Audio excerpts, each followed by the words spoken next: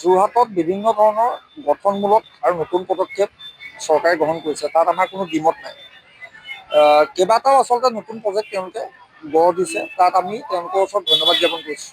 কিন্তু সমান্তৰালভাৱে যোৰহাটৰ কৰদাতা ৰাইজ হিচাপে, পৌৰসভাৰ অন্তৰ্গত কৰদাতা ৰাইজ হিচাপে পৌৰসভাখনৰ প্ৰতি আমাৰ আক্ষেপ আছে আৰু থাকিব।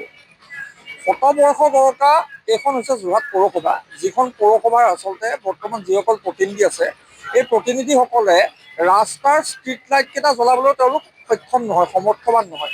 তাৰ সমান্তৰালভাৱে আমি দেখিবলৈ পালোঁ, গত সময়ত যোৰহাটৰ সমূহ দল, সংগঠন, সাধাৰণ ৰাইজ সকলোৱে বাৰম্বাৰ কৈ আছিলে যে যোৰহাটত আচলতে ডাম্পিং গ্ৰাউণ্ডৰ যি সমস্যা আছে, ডাম্পিং গ্ৰাউণ্ডৰ সমস্যাটো স্থায়ীভাৱে সমাধান কৰিব লাগে, বিজ্ঞানসন্মতভাৱে সমাধান কৰিব লাগে। কিয়নো ডাম্পিং গ্ৰাউণ্ডৰ ফলত তাৰ পৰা নিৰ্গৰিত হোৱা বিষাক্ত গেছে মানুহৰ কাৰ্ডিঅ'ভাস্কুলাৰ ডিজিজৰ সৃষ্টি কৰিছে। আজিও কিন্তু ডাম্পিং গ্ৰাউণ্ডখন আচলতে যিধৰণে খৰতকীয়া গতিত তেওঁলোকে কাম কাজ কৰিব লাগিছে, কৰা আমি দেখা নাপালোঁ।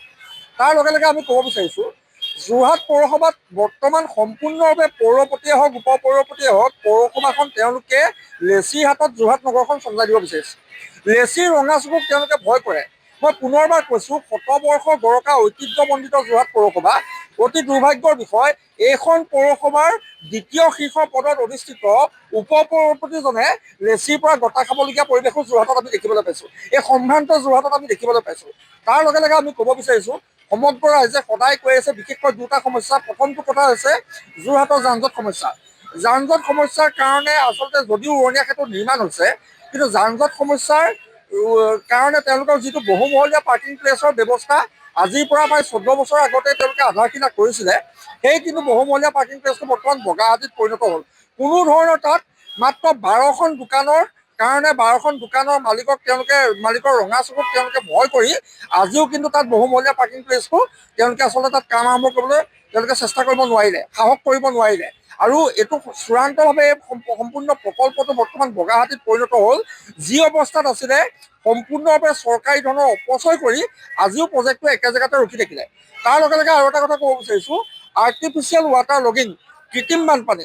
যোৰহাট পৌৰসভাত যদি আপোনালোকে তথ্য জনা অধিকাৰ আইন 2005ৰ অধীনত যদি আপোনালোকে RTI কৰে, আপোনালোকে দেখা পাব, কাৰোবাক যদি যোৰহাট পৌৰসভাই বিল্ডিং এটা বনাবলৈ দিছে 2000 স্কোৱাৰ ফিট, তাত কিন্তু বনাইছে 4500 স্কোৱাৰ ফিট।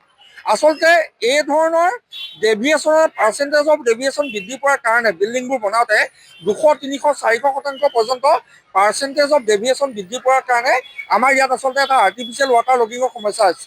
নেচাৰেল ড্ৰেইনবোৰ পুতি পেলোৱা হৈছে। যোৰহাট পৌৰসভাৰ কোনো ভিজন প্লেন নাই।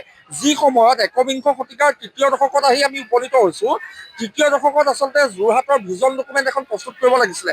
ভৱিষ্যতৰ সময়ত কৰদাতা ৰাইজৰ সমস্যা আজি কি ধৰণে সমাধান হ'ব, কি ধৰণে আচলতে কৰদাতা ৰাইজে কৃত্ৰিম বানপানীৰ সমস্যাৰ পৰা পৰিত্ৰাণ পাব, কি ধৰণে যোৰহাটবাসী ৰাইজক যান জঁট সমস্যাৰ পৰা মুক্ত কৰিব, কিন্তু এই ক্ষেত্ৰত তেওঁলোকৰ কোনো ধৰণৰ পদক্ষেপ লোৱা আমি দেখা পোৱা নাই।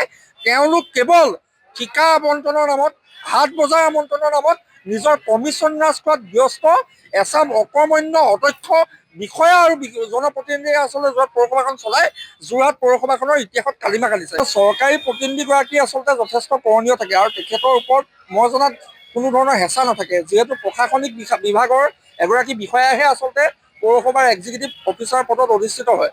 গতিকে আমি এইটোৱে আশা কৰোঁ, কৰদাতা ৰাইজ হিচাপে পৌৰপতি হওক, উপ পৌৰপতি হওক, তাৰ যিজন কাৰ্যবাহী বিষয়া আছে, কাৰ্যবাহী বিষয়াজনে হওক, সকলো লগ লাগি যিখিনি অনিয়ম হৈ আছে, বিশেষকৈ মই পুনৰবাৰ কৈছোঁ, বিল্ডিং ভাইলেশ্যনৰ ক্ষেত্ৰত বিল্ডিং পাৰ্মিশ্যনৰ যিবোৰ ভাইলেশ্যন হৈ আছে, পাৰ্চেণ্টেজ অফ ডেভিয়েশ্যন য'ত য'ত বৃদ্ধি পাই আছে, নীতি বহিৰ্ভূতভাৱে যিবোৰ আচলতে অট্টালিকা নিৰ্মাণ কৰা হৈছে, এইবোৰৰ ওপৰত ক্ষীপ্ৰতাৰে ব্যৱস্থা গ্ৰহণ কৰিব লাগে। ব্যৱস্থা মানে এইটো হ'ব নালাগে, আচলতে ফাইন লৈ, পেনাল্টি লৈ বিল্ডিংটো ৰেগুলাৰাইজ কৰিব নালাগে। ফাইন পেনাল্টি লোৱাৰ সলনি তেওঁলোকে আচলতে বিল্ডিংসমূহ উচ্ছেদ কৰাৰ ব্যৱস্থা গ্ৰহণ কৰিব লাগে।